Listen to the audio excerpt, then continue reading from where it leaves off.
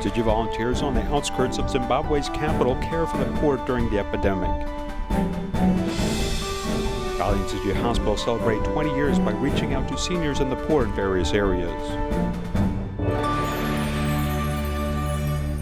I'm Sean Scanlan. This is DaAi Headlines. Let's get started. 30 kilometers away from Zimbabwe's capital is a town whose residents are mostly handicapped or those who have been hurt in work accidents. Tzu Chi volunteers worried that the residents of this town wouldn't have enough to eat during the epidemic as they worked with the Provincial Social Welfare Department to host a distribution. In this abandoned livestock structure lives two people who are in need of help.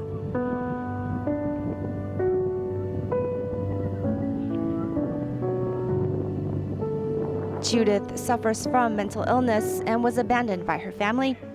Thankfully, Zachariah Kamwina has taken her in, and the two rely on each other to get by.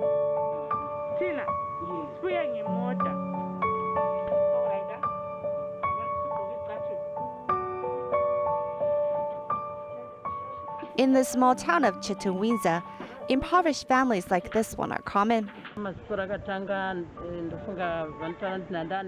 I had measles when I was 6, and my parents didn't take me to get treated at the hospital. Instead, they chose to use herbs to treat it, which didn't work, and it led me to become blind.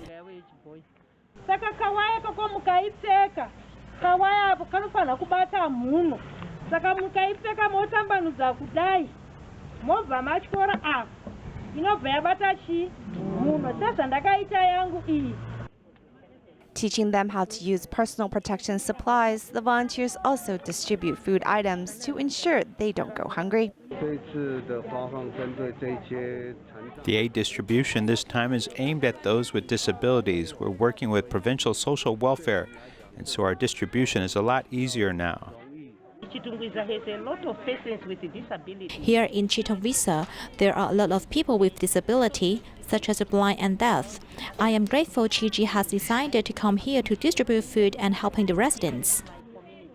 No matter if they are blind or deaf, the recipients make sure to come and receive the aid items personally. And thanks to Tzu Chi for the assistance.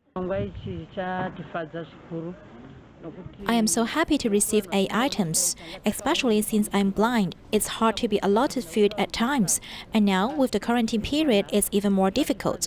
Thank you for giving me food and cleaning items. 10 kilograms of rice, cooking oil, soap, and masks. These aid items give over 500 families a ray of hope. In the United States, the COVID-19 epidemic continues to ravage the country.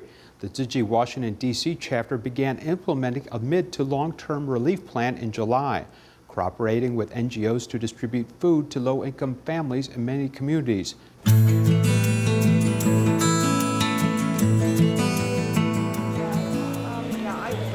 Tzu Chi Washington chapter is implementing a mid to long-term epidemic relief plan. Starting in July, food distribution has been carried out one after another.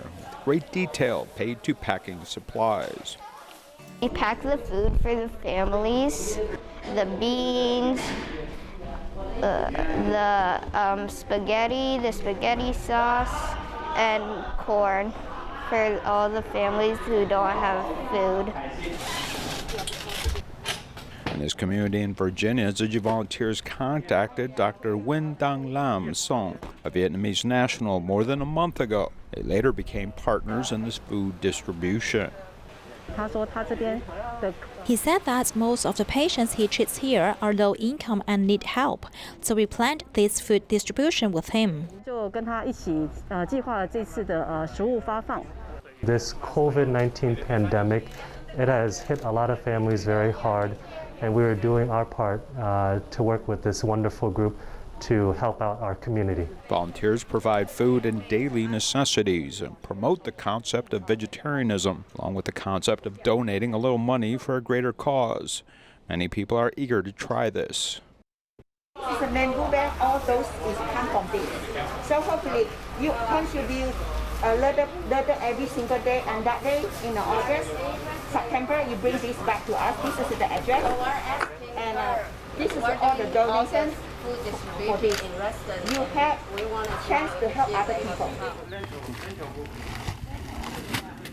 Another distribution saw Tzu Chi volunteers cooperate with the Washington, D.C. Community Service Center. Tzu Chi provides dry goods and the center provides fresh fruits and vegetables.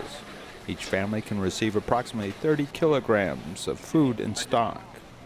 I thought this would be a real good opportunity to expand into a whole new group, because at the time my food supplies were a little bit short, and when you offered to put boxes together, I thought, okay, let's make this happen.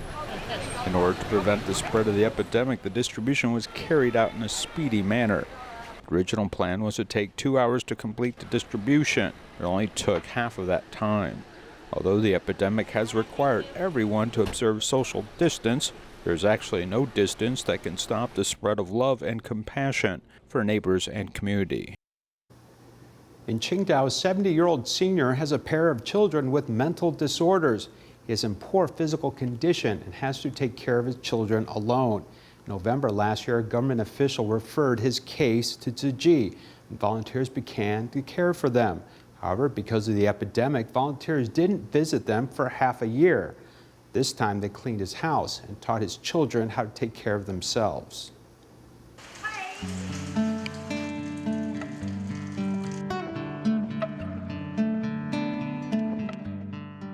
It has been more than half a year since the last time the volunteers came to visit. After the epidemic eased, Tzu Chi volunteers came again. Senior Huang and his pair of children were happy to see them. Because his elder son has mental disorders, he didn't wear clothes. We first coached him into wearing clothes. After he wore clothes, we communicated with him about our purpose today, and he eventually understood and left the house. Then we started cleaning. The children of the 17-year-old senior Wang inherited mental illness disease from their mother. Tzu Chi volunteers began to care for them since November last year through government officials. Originally, they planned to visit senior Wang once a month, but later it was cancelled because of the epidemic. They only resumed the visits recently. My colleague asked me to come over to join this charity event 2 days ago. As I always want to care for others, I came here. The situation is a bit beyond my expectation, but we must work hard to clean up. I also hope to have the opportunity to participate more in the future. Apart from cleaning, volunteers also taught senior Wang's children how to take care of themselves, making up for the maternal love they have lost since childhood. Every Tzu Chi volunteer is helping, no matter if it's in cleaning or helping the two disabled persons. The volunteers also taught them how to be self-reliant and manage their emotions. I have really benefited a lot. I also hope to have more opportunities to join this kind of event in the future.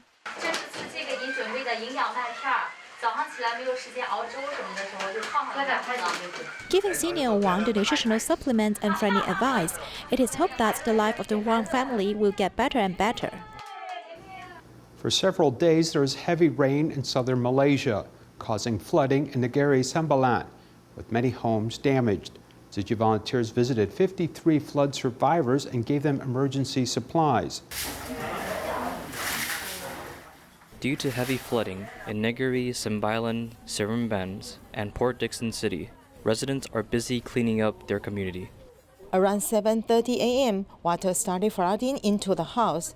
There wasn't enough time to move our furniture. 40 households were affected by this incident. Clothing, furniture, electronics, refrigerators, and televisions were damaged.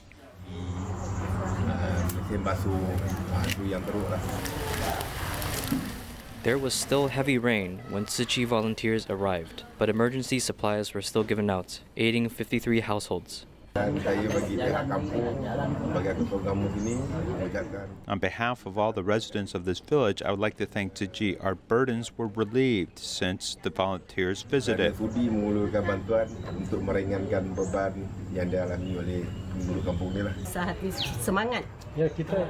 Thank you for coming, seeing the volunteers at the village in the past few days. I'm very touched. Your help is very much appreciated.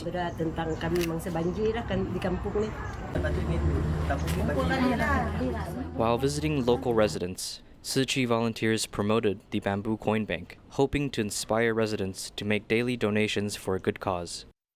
It's the 20th anniversary of the establishment of the Dalin Tzu Chi Hospital, and healthcare workers formed 10 groups and headed into various communities in southern Taiwan to look after seniors. Let's take a look.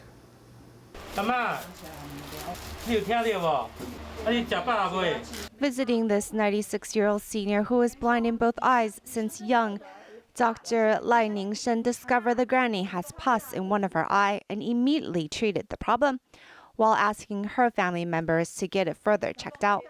It's been 20 years since the Dalin Tzu Chi Hospital has been established, and our most important goal is to safeguard life in the community. And seeing the living condition of the senior, it's clear she has a strong will to live. Zhang Weiqiao, a first-year resident in the traditional Chinese medicine department, is participating in a medical outreach for the first time. Learning alongside the superintendent, she is seeing firsthand how Tzu Chi has long cared for patients in the forgotten corners of society. It never occurred to me someone could live like this, lying on the bed each day, unable to move, and maybe not even eating 3 meals a day. It's not something I could have imagined before. The superintendent did remind me that coming to the medical outreach can increase my empathy towards patients in the future. Having had surgery on his hip bone before, Wu Chen's husband has not been able to walk well for over 15 years. The husband has trouble going to the hospital, so the family is grateful for the care and house call. I'm so glad for this. I'm just worried we are troubling so many people. His legs are the problem, but if you ask him, he says it doesn't hurt. However, he is unable to walk because it hurts him. He's over 80 and has mobility issues, so he definitely needs TIMA's type of service where doctors visit his home so they can see how much more they can help. Dalin Tzu Chi Hospital is celebrating the 20th anniversary this year, and as always, the healthcare workers will continue to safeguard the community and keep everyone healthy. TIMA motivated 109 medical volunteers to conduct house calls in Yunlin. Among them was Hong Jinjia, an obstetrician and gynecologist who only recently joined TIMA but has participated in many free clinics. Another TIMA doctor, Lin Rongsan, has 12 years of experience and hopes to bring medical care to those who really need it.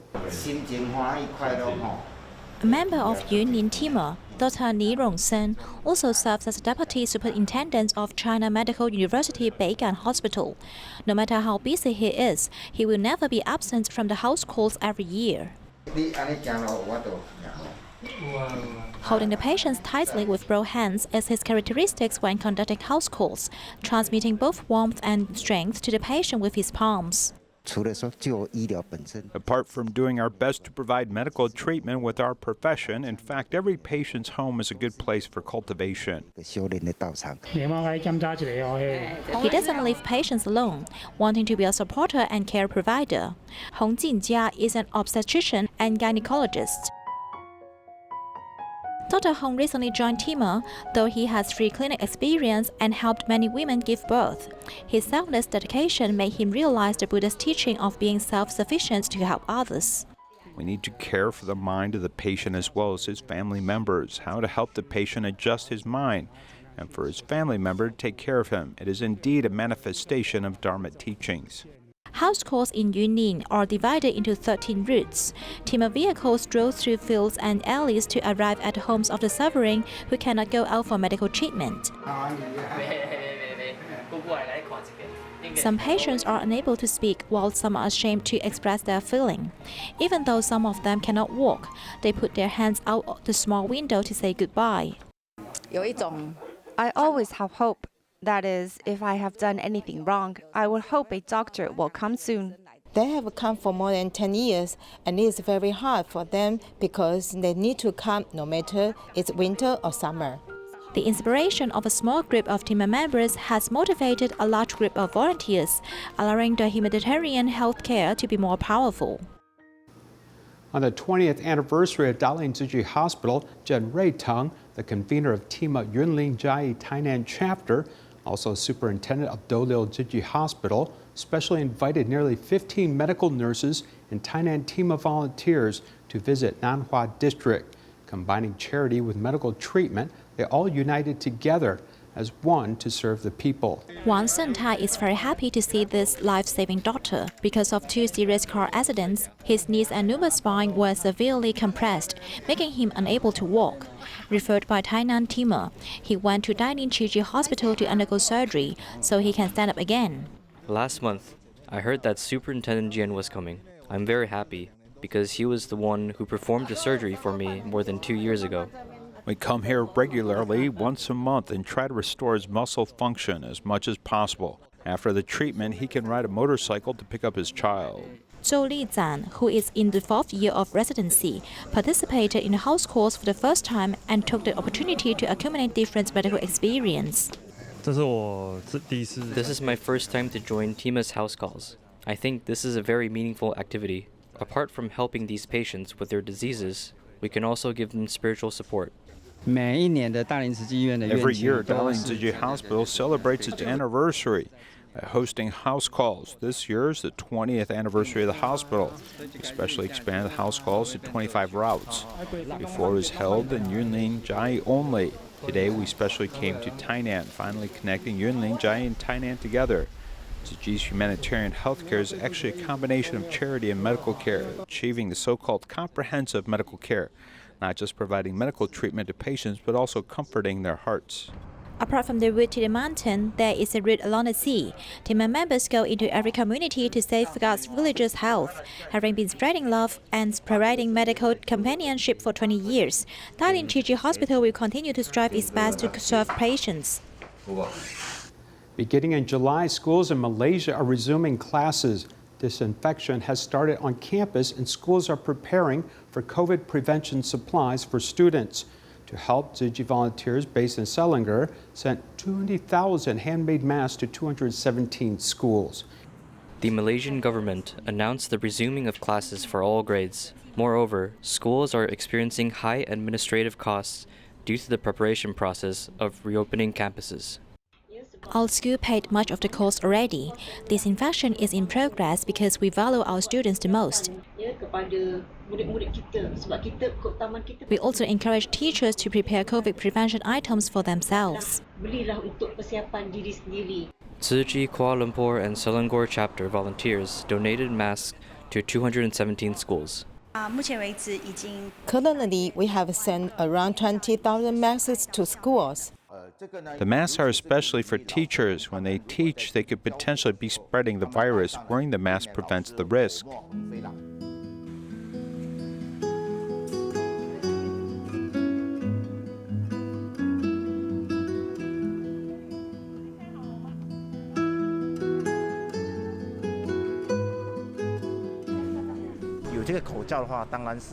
We have an extra layer of protection wearing this mask. What is touching about this is that these masks were handcrafted by our Tzu Chi brothers and sisters. It is heartwarming. School officials gave the volunteers a commemorative medal to thank the handcrafted masks from Tzu Chi volunteers. Tzu Chi masks are given out with care and warmth, in hope that teachers may comfortably teach and students may safely learn. The COVID-19 epidemic has slowed domestically and economic activity has restarted. However, we can't overlook the pressure faced by medical staff during this time. Research shows that the rates of depression and suicide in patients and medical staff will increase significantly, potentially long into the post-epidemic period. Take a look.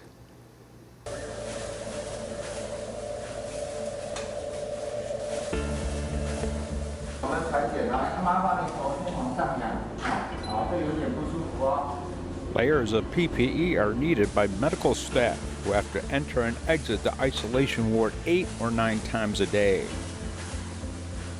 I will go there in the morning to give care and treatment, and then at noon to help deliver meals, and then do after-meal treatment, and then take a temperature check before I get off work. There are 23 negative pressure isolation wards in Jiai Changkeng Memorial Hospital. From January to May this year, 114 patients were suspected of having COVID-19, which kept medical staff very busy. Medical staff actually work hard every day and have to wear a full set of protective equipment and be very careful. The hospital was seeking a nurse who is dedicated to the isolation ward. I didn't really think much about being a nurse at a hospital in charge of isolation wards. I decided to voluntarily do it because I am very experienced and also very senior. As a health worker, we have to be at the front line. Wang Jieru is a nurse with 25 years of experience. She's at the front line of epidemic prevention. Though she is brave, she dares not let her neighbors know about her work. I think ordinary people still feel that the medical staff face a high risk of infection. I think there is a degree of labeling in some communities. Medical personnel, including his family members, are not welcome to worry about their infection. The stigma of medical staff is the weight they have to bear in saving the lives of patients. Lin Lengjie, director of the emergency department, almost used the hospital as his home during the epidemic. His body was exhausted, but his heart had to be strong for his wife and 2 children. What kind of resettlement plan will be done by the family in case I am infected to go to quarantine? This plan has been arranged. In fact, some COVID-19 cases may happen suddenly, and the entire ward was suddenly quarantined in the hospital. In fact, there are some colleagues who, because of this, had such a diagnosis. Cases number 35, 36, 37, and 38 in Taiwan are all medical staff. They face the life and death issues that patients face every day. We have seen a lot of Spanish, Italian, and US cases. Especially in New York, there has been hospital transmission, and the epidemic has gotten out of control. Some medical staff have even died, which has caused many great pain. Medical staff face emotional stress due to their workload, which can cause an emotional or physical breakdown. Medical researchers have found that moderate stress can improve workability, but once the pressure exceeds the critical value, performance begins to decrease and the error rate will increase. It's easy to get nervous at work. I'm a very anxious person and I feel like I have a panic disorder. I'm really afraid that COVID-19 will spread to my family. Medical staff are similar, and they are under tremendous pressure both physically and mentally.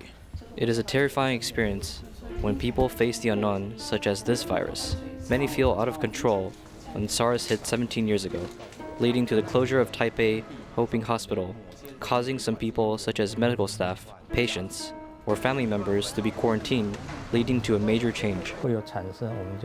We call this post-traumatic stress disorder, which can lead to shortness of breath, and some people are facing severe depression.